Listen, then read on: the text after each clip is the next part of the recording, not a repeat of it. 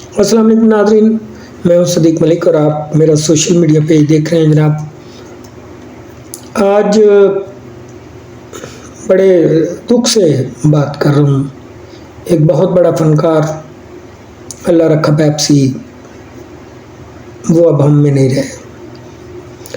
कल वो दौरान शूटिंग अपने एक कॉमेडी शो की पब्लिक न्यूज़ पर रिकॉर्डिंग करवा रहे थे, जहाँ पर उनको दिल का दौरा पड़ा और उनकी अस्पताल जाते हुए रास्ते में डेथ हो गई। वो वन मैन परफॉर्मेंस के मास्टर आदमी थे। अल्लाह रखा को पाकिस्तान का माइकल जैक्सन भी कहा जाता था। उन्होंने थिएटर, टीवी, ये दोनों मीडियम में और स्ट्रीट थिएटर में बहुत काम किया, जहाँ पर लोगों ने उनकी परफॉर्मेंस के बदले उनको प्यार भी दिया और शायद कुछ पैसे भी। मेरा आज बात करने का मकसद यही है, बड़े कर्ब से कर रहा हूँ ये बात, कि एक दफ़ा वो फिर वक्त देखने को मिल रहा है जहाँ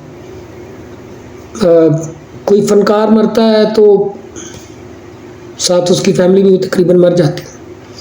उसकी वजह ये होती है कि हमारे यहाँ असल में फ़नकार की सही मानों में कदर ही नहीं की जाती, ना ही उसके उस तरह से उसको पे किया जाता है कि वो खुशहाल ज़िंदगी गुजार सके। या कभी कभी हमारे कुछ फ़नकार भी ऐसे गुजरे हैं जो केयरलेस थे, जब उनको मिल रहा था तब उन्होंने खुद को नहीं संभाला। लेकिन अल्लाह रखा पैप्सी का मामला कुछ और है। उन्होंने बैरून मुल्क भी परफॉर्म किया, उन्होंने पाकिस्तान में भी परफॉर्म किया, लेकिन उनको उतना ही मिला जिससे वो अपना घर बस चलाते थे। वो एक अच्छे इंसान थे, रंग के काले ज़रूर थे लेकिन दिल के काले नहीं थे। मेरी पहली मुलाकात अल्लाह रखा पैप्सी से पाकिस्तान टेलीविज़न के अंदर हुई थी, और ये शायद सन 2001 की बात है मेरा ख्याल। वो जहाँ कॉमेडियन अच्छे थे, वो वैसे भी अपनी ज़िंदगी में भी हंसमुख आदमी थे और बड़े प्यार से और मुस्कुराते हुए बात करने वाले इंसान थे। अच्छा, एक बात है, हमारे यहाँ जितने भी वन मैन परफॉर्मेंस करते हैं लोग, ये बहुत कम होते हैं, याद रखिएगा। वन मैन परफॉर्मेंस करना कोई इतना खाला जी का वाड़ा नहीं है। बड़े बड़े फ़नकार जो होते हैं ना, वो स्क्रिप्ट देख के परफॉर्म करने वाले होते हैं। बड़े बड़े फ़नकार सिर्फ अपनी ही आवाज़ में परफॉर्म कर पाते हैं, लेकिन अल्लाह रखा पैप्सी जैसे फ़नकार कई आवाज़ें निकाल लेते थे और कई तरह के उन्होंने पैरोडीज़ की, कई तरह के गाने गाए। फिर अल्लाह रखा पैप्सी की एक बहुत और भी खूबी थी कि वो अपनी मतलब आवाज़ को इस्तेमाल करते हुए सॉन्ग भी बना लेते थे, यानी म्यूज़िक बीट्स होती थी वो भी बड़ी अच्छे तरीके से परफॉर्म करते थे। और मुंह से वो म्यूज़िक बजाते थे और परफॉर्मेंस जो है वो माइकल जैक्सन वाली करते थे। यानी ये बड़ा मुश्किल काम होता है कि आप एक वक्त में दो काम कर रहे हो। मैं मतलब उनके हवाले से, उनके जाने के हवाले से बहुत सारे लोगों ने बात की होगी, और हर किसी को जो फ़नकार हैं उनको इस हवाले से दुख है। मुझे सबसे पहले जो आगाह किया इस मामले में हमारे राइटर हैं शायद बिलाल शाह साहब, और उसके बाद अगर कोई दूसरा मैसेज मुझे रिसीव हुआ तो ताहिर निशात साहब का था। हमारे बड़े अच्छे फ़नकार हैं। तो जब मैंने सुना तो मुझे बड़ा मतलब वो फील हुआ। फील इसलिए भी हुआ कि एक तो एक बड़े अच्छे फ़नकार से महरूम हो गया हम लोग। वो अभी 50 साल के करीब उनकी उम्र थी, और बच्चे भी अभी उनके इतने बड़े नहीं हैं। तो इस हवाले से भी दुख था कि जो मतलब अभी कुछ ज़्यादा उम्र नहीं थी और वो हमें छोड़कर चले गए। लेकिन दूसरा इस हवाले से बड़ा दुख था कि जब मैं उनसे शुरू में मिला था तब भी उनका पीक टाइम था, उनकी बड़ी कदर की जाती थी, और वो वही टाइम था जब वो उन्होंने बैरून मुल्क भी परफॉर्म किया इधर उधर। बाद में अल्लाह रखा पेप्सी बहुत अरसा फील्ड में इस कदर नहीं रह सके। थिएटर पे भी कमी नज़र आए, क्योंकि थिएटर पे भी दूसरी चीज़ें शुरू हो गई थी, डांस शांस ये वो। तो एक्टर या अदाकार या परफॉर्मर की या फनकार, मैं इसे अपनी नज़र में कहता हूँ, जो ऑलराउंडर होता है, बहुत सारी चीज़ें परफॉर्म कर लेता है, उसको फनकार कहता हूँ। जो अदाकारी मतलब कुछ करैक्टर जो पढ़े लिखे होते हैं, जो स्क्रिप्टेड करैक्टर होते हैं, तो फनकारों की लिस्ट में जहाँ अमानुल्लाह साहब बहुत बड़ा नाम है, खालिद अब्बास डार साहब बहुत बड़ा नाम है, और शौकी खान बहुत बड़ा नाम थे, तो अल्लाह रखा पेप्सी भी उसी कैटेगरी में आते हैं। ये भी कॉमेडी में एक मुनफरिद नाम रखते थे अपना। देखे ना, अल्लाह रखा पेप्सी चले गए, लेकिन उनका फ़न, उनका काम वीडियोस की शक्ल में या हम जैसे कुछ दोस्तों की शक्ल में उनकी यादों में ज़िंदा रहेगा। हमेशा लोग, मतलब जब तक ये नस्ल चल रही है वो उनको याद रखेगी, और आने वाली नस्ल भी अगर कभी उनकी परफॉर्मेंस को देखेगी तो फ़ैन हो जाएगी। वक्त जो है ना जी, वो बड़ा महदूद होता है इंसान के पास। फनकार की देखे ना, एक लाइफ जब अल्लाह रखा पेप्सी ने स्टार्ट लिया और अभी 50 साल की उम्र में तकरीबन उन्हें इस फील्ड में परफॉर्म करते हुए शायद 30-32 साल हुए थे, सेम वही जो तकरीबन मेरा पीरियड है। तो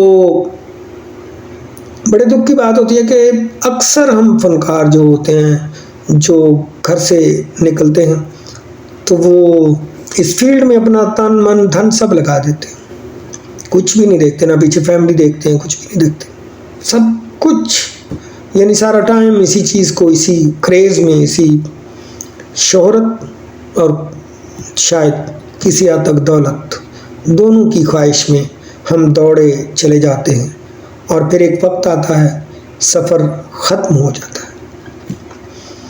तो कभी कभी कुछ हाथ में आता है, कभी कभी कुछ हाथ में नहीं आता, ऐसे होता है। लेकिन मैंने अपनी आँखों से और अपनी ज़िंदगी में बहुत सारे ऐसे लोगों को देखा है जो गुमनाम फनकार कहूँगा, जिन्होंने इस फील्ड में स्ट्रगल शुरू की, पाकिस्तान टेलीविज़न में भी आने की कोशिश की। बहुत सारे लोगों को मैंने देखा आते थे, अब नहीं नज़र आते वो। कुछ थिएटर पे भी बहुत सारे लोगों ने परफॉर्म किया, नाम नहीं बना सके, नाम बनाने वाले चंद लोग थे, या शायद प्रोड्यूसर सिर्फ उन पे ही इन्वेस्ट करते थे, और छोटे जो छोटे छोटे रोल करने वाले, फनकार छोटा नहीं होता, जो छोटे छोटे किरदार करने वाले फनकार थे, उनको आगे बढ़ने का मौका नहीं मिला, या किसी ने मौका दिया नहीं। तो ऐसे ही वो लौट गए, या इस दुनिया को, यानी इस शो बिज़नेस की दुनिया को छोड़ गए, और कुछ इसमें ही स्ट्रगल करते हुए नॉर्मल सी एक मीडियोकर सी लाइफ जीते जीते इस दुनिया से चले गए। दुख उन्हीं का हुआ जिन्होंने इस फील्ड को अपना टाइम दिया, सब कुछ दिया, हालात भी नहीं बदले, और ज़िंदगी भी गुजर गई, और फिर वो कुछ और साथ कर नहीं सके शायद। जैसे मैं हूँ, मैं जॉब करता हूँ बस जल्दी। लेकिन अल्लाह रखा पेप्सी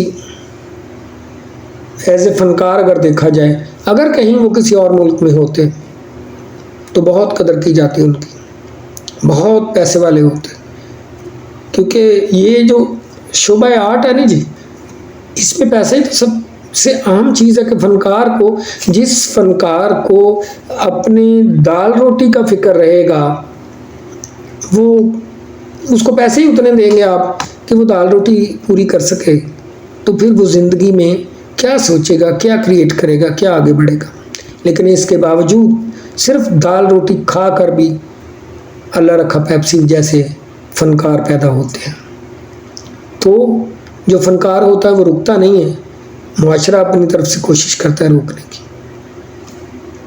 मैं ऐसे तमाम फनकारों से जो अपनी लाइफ इसी तरह से या आने वाले जो लोग हैं जो इन्वेस्ट करना चाहते हैं, जिन्हें कुछ और करने का शौक़ नहीं है सिवाय इसके, उनसे गुजारिश करूँगा कि आप बहुत सारे फ़नकारों के जो एंड टाइम है उससे थोड़ी सी नसीहत पकड़ें और सबसे पहले अपनी बेस बनाएं, कुछ अर्निंग का सिलसिला बनाएं, फिर इस तरफ आएँ।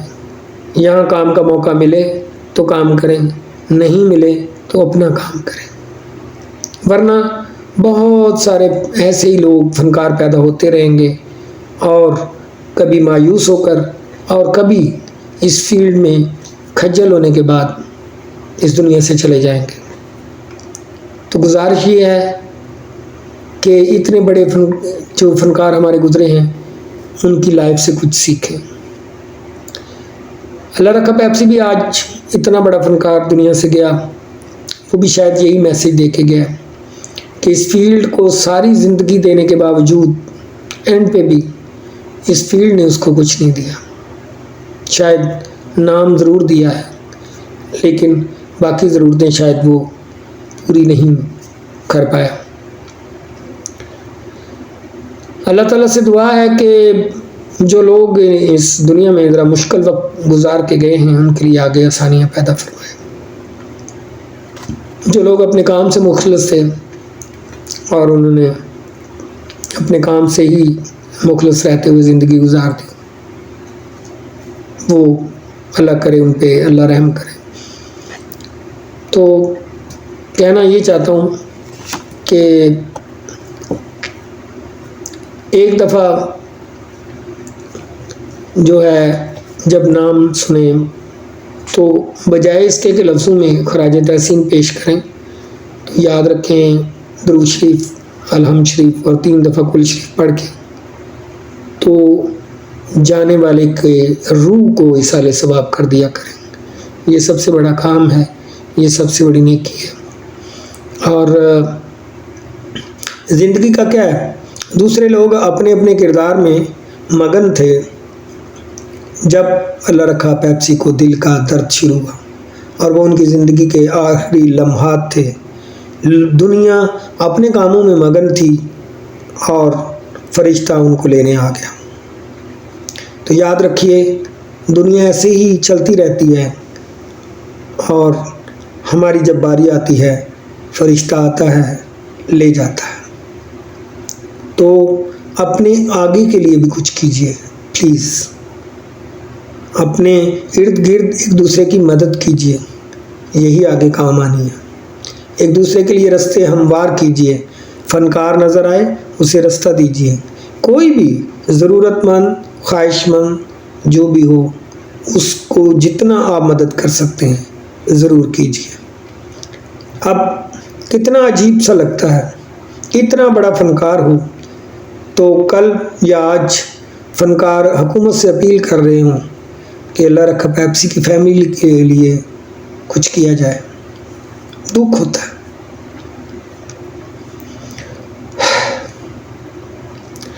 लेकिन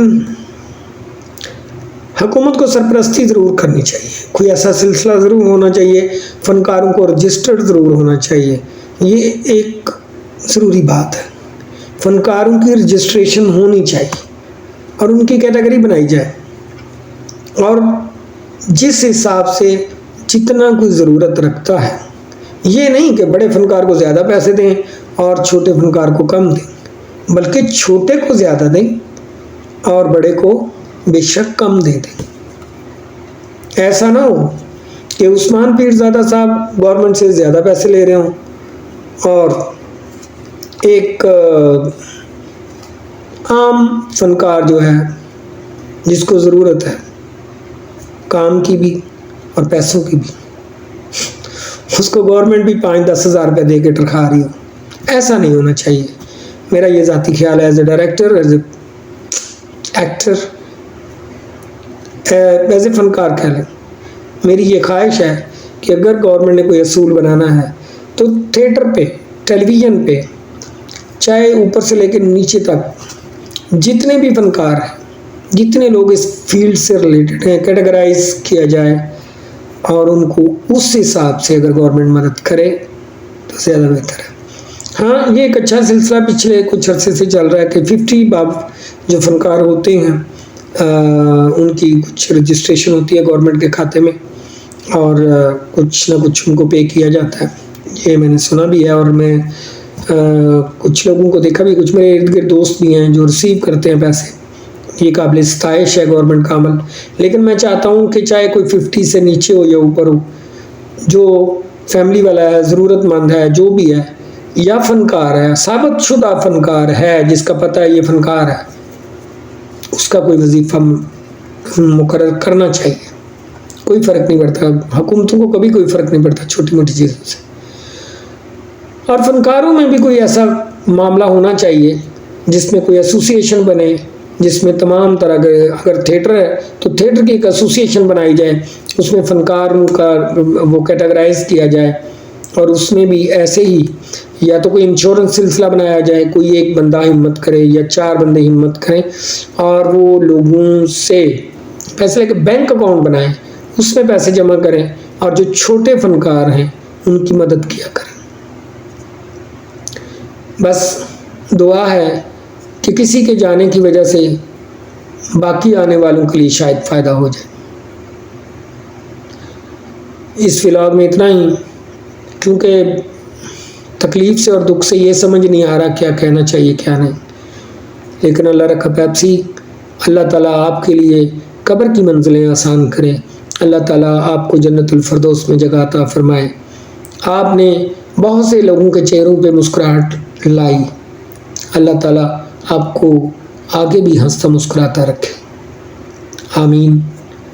इसके साथ ही इजाज़त दीजिए, किसी अगले टॉपिक पे फिर मुलाकात होगी, तब तक अल्लाह हाफ़िज़।